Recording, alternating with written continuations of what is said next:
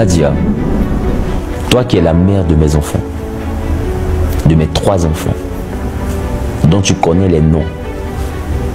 Nadia, donc j'ai été pendant 9 ans auprès de toi, le père de 7 enfants. Je sais que tu regardes cette vidéo. Rassure-toi, je ne te veux pas en prison. Je voulais juste que tu arrêtes de me salir en cachette. Je voulais aussi que tu puisses assumer en public et démontrer devant tout le monde ce que tu disais dans le secret, devant les autorités compétentes, preuve à l'appui. Après, je te parlerai afin qu'on puisse discuter comme 2 adultes, mais surtout qu'on puisse parler comme 2 chrétiens. Je te parle avec beaucoup de calme parce que depuis 2023, en vrai, et tu sais que ce que je dis est la vérité, la personne qui a mis notre vie sur les réseaux sociaux par Choco Altamira, c'est toi. Je n'ai pas envoyé ta vie sur les réseaux sociaux. Tu as envoyé les documents sur les réseaux sociaux. Tu as envoyé les documents de justice sur les réseaux sociaux. Tu as envoyé nos images sur les réseaux sociaux. Tu as présenté ma famille d'une certaine manière sur les réseaux sociaux. Et puis aujourd'hui en 2025, c'est pas Jésus-Christ TV. Tu lui envoies séance tenante, la convocation, et quand on te demande, tu réponds à ton avocat, ce sont mes parents. Nous avons été pendant 9 ans dans une même maison. Je l'ai dit, j'ai été pendant ces 9 ans le père de nos 7 enfants. Tes enfants, tes 2 filles, dont j'ai la garde, ont besoin de toi. La dernière, dont tu as la garde, a besoin de moi. Un enfant qui est en train de grandir, et depuis 2 mois, presque, n'a pas accès à son père. Ces enfants ont besoin de toi, et ces enfants ont besoin de moi. Alors, arrêtons avec ce sujet inutile, qui à mon sens est une distraction pour les gens dans leur bureau et dans leur maison, ainsi que dans leur véhicule. Oui, par rapport à tes différents mouvements de panique et aux personnes à qui tu as parlé des procédures que j'avais engagées, au lieu de venir me voir, ont exposé ces choses sur les réseaux sociaux. Et aujourd'hui, nous sommes devenus un sujet de distraction. Parce que je pense que c'était la chose la plus simple. C'était plus simple de venir voir le père de tes enfants et trouver un terrain d'entente que de partir sur les réseaux sociaux pour faire tout ce que nous avons pu voir. On a allé loin. On allait même très loin. Depuis 3 ans, je n'ai jamais parlé, excepté cette vidéo. Je n'ai jamais parlé de nous, je n'ai jamais parlé de toi. Et tu le sais. Je prie aujourd'hui que Dieu nous donne la capacité de restaurer l'image qui a été ternie par tout ce scandale. Qu'il restaure ton image. Qu'il restaure aussi la mienne. Et que Dieu rétablisse son église. Qu'il rétablisse la foi de ceux-là qui ont été secoués, découragés, refroidis par ces différentes informations qui fusaient de partout sur les réseaux sociaux.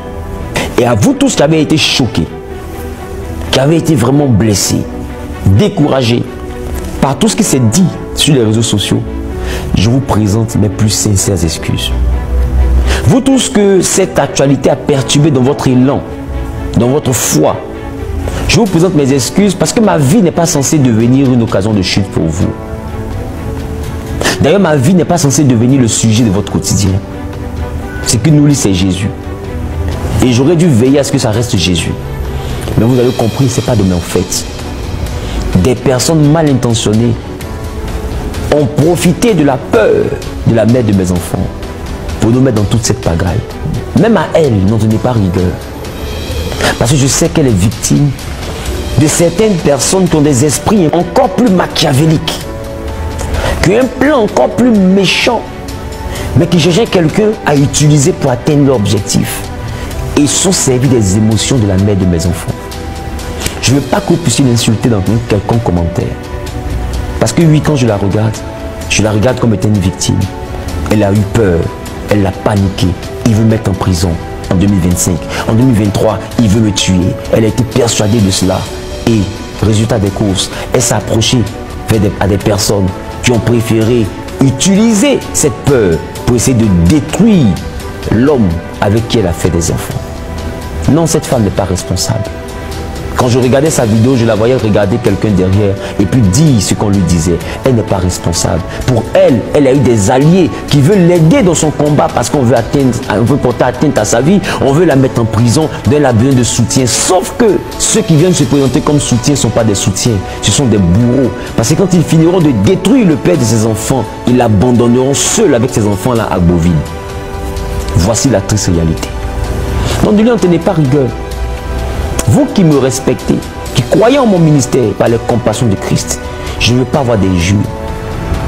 Je ne veux pas voir d'humiliation. Je ne veux pas voir d'insultes. Voilà pourquoi vous allez remarquer que dans tout mon propos pendant près de 2 heures, j'ai usé de beaucoup de réserve parce que quand on parle de la femme avec qui tu as vécu, quand on parle de la mère de tes enfants, d'une femme une femme qui a partagé ta vie, tu devrais prendre ce sujet-là avec beaucoup de pincettes. Je vous appelle aussi à en faire de même. Parce que je ne pourrai jamais la voir dans des problèmes et ne pas la soutenir. Ne serait-ce que par amour pour mes enfants. Donc par amour pour Dieu et pour le ministère qu'il m'a confié, pardonnez-lui. Parce qu'elle ne savait pas ce qu'elle faisait. Elle croyait bien faire. Parce qu'elle se croyait dans une guerre avec moi. Or moi je n'ai jamais été en guerre avec elle. Le dimanche dernier, je l'ai encore dit à l'église. Je vous remercie pour l'attention que vous avez accordée à cette vidéo. Je vous remercie du fait que vous avez pris de votre temps pour écouter ce que j'avais à vous dire dans les moindres détails. Maintenant, allons sauver des âmes.